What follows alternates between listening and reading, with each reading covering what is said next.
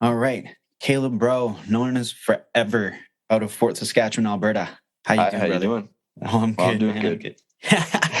good. Oh, it's so good to hear from you again, man. Even though we've been chatting a little bit before this, you are one of my favorite people to talk to, just because you have this introspection to you, this open knowledge to you that is just it's rare that I get to have conversations like we have. Absolutely. Well, all I gotta say is I think a lot, and maybe I overthink. Well, you're good at articulating it. Well, I try to. Ever since I was young, I used to have an issue with my ear, kind of like an auditory disorder. Oh no. Not sure exactly the name of it, but always needed like extra help in school. And so maybe that's kind of where my love for music transpired and came from. But um, like I had to, I always had people kind of not know how to understand me, especially since I was young.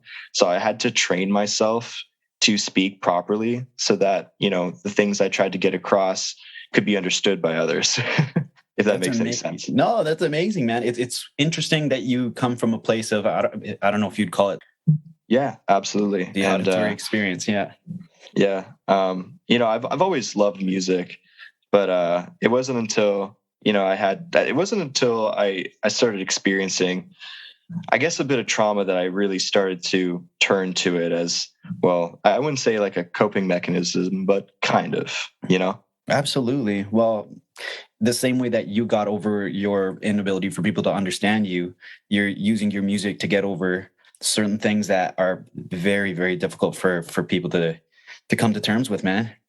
Yeah. And, I can only hope with the content that I'm putting out. And just recently I removed my album Forever just because, well, the technology now that we have, allows it. I can remove anything I want, but it's just what I removed does not represent me anymore. And I felt it was best for me to take a step back, remove it, and then, for the songs off that album that I do really love, I want to remaster, put out a better version. Absolutely.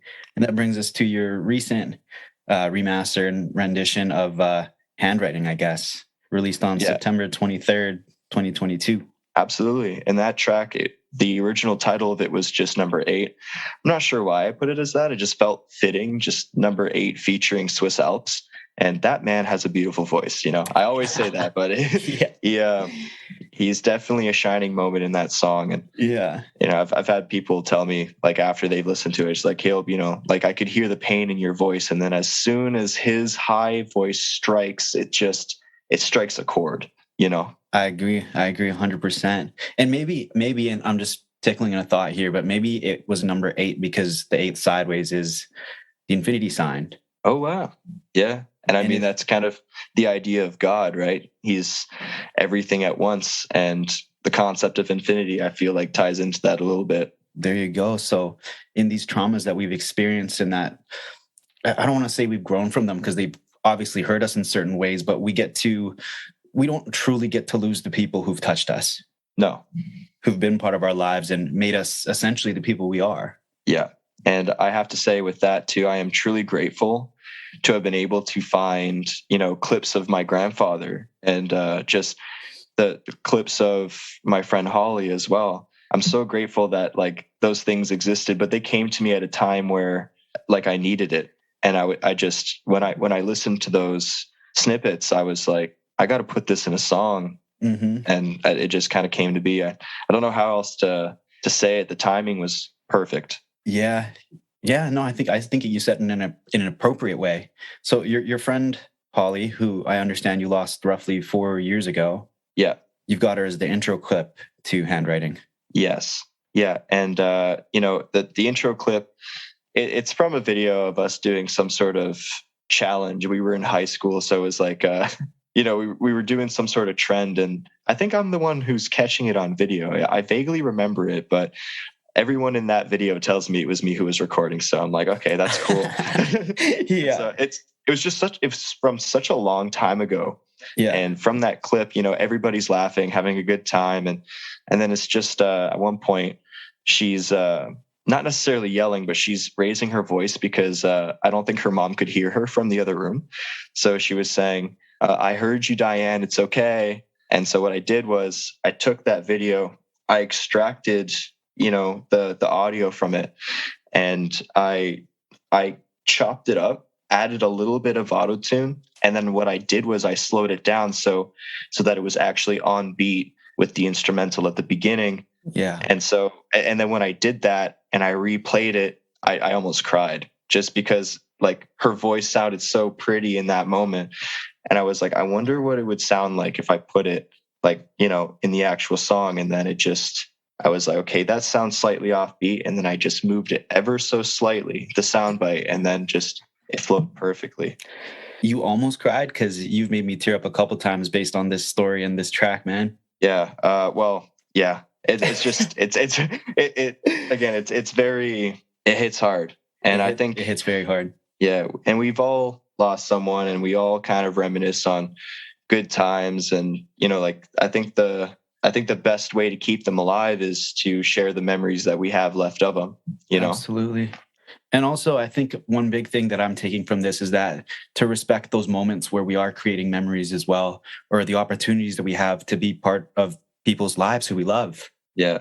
And I know this is going to sound absolutely corny, but, you ever watch the TV show The Office? Time and time again, yeah. Well, there's a quote, and I think it was from the final season, where it's a character named Andy, and he says, I wish there was a way of knowing we were in the good old days, before they become the good old days. Yeah, I've heard that quote. And I think it's a very powerful one. And, it comes back to, I guess, a more simplified version is you don't know what you have until it's gone. And that, that's what struck me the worst when I first suffered loss.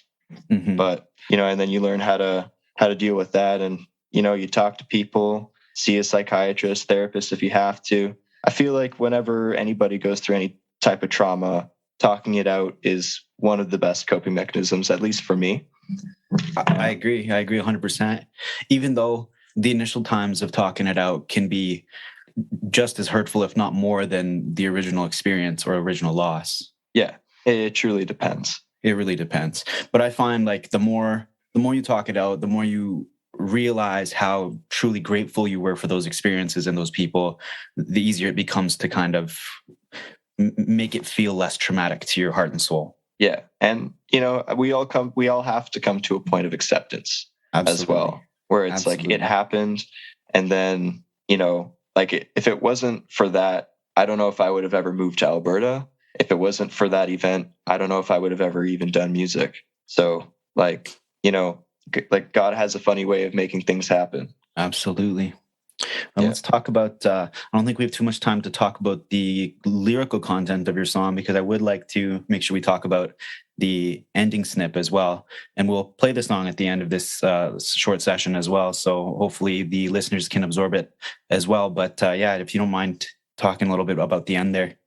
So the end was very important to me as well, because it's a snippet of my grandfather playing the guitar, and what the lyrical content of what my grandpa is actually singing about is he suffered a loss when he was very young as well, the passing of, and him having to deal with it affected him throughout his life. And he made a couple of recordings with his guitar. He wrote a couple of songs and he was playing it. And I remember my grandma showing it to me as well. And it was a very bad quality video my grandma sent me. God bless her soul. Yeah. So I did as much as I could with it, because it was a video that she sent me over Messenger of the song playing in the background. And I had to extract the audio from that and then do some audio. It was like a video of a video? Yeah. Nice. Okay. So I had to use my best years on that one. And and I was able to make it sound like he was singing from heaven. And it just made the most beautiful piece. And that was the original version that released. That was, track title number 8, featuring Swiss Alps. Mm-hmm. He was at the tail end, and it was only him. But then when I pulled back the Forever album and I was able to kind of play around with Holly's voice, that's when I decided this needed to be released. And I made sure to get her mom's blessing, made sure to get, my grandma's blessing before re-releasing it. And I think that this is the best version of this song.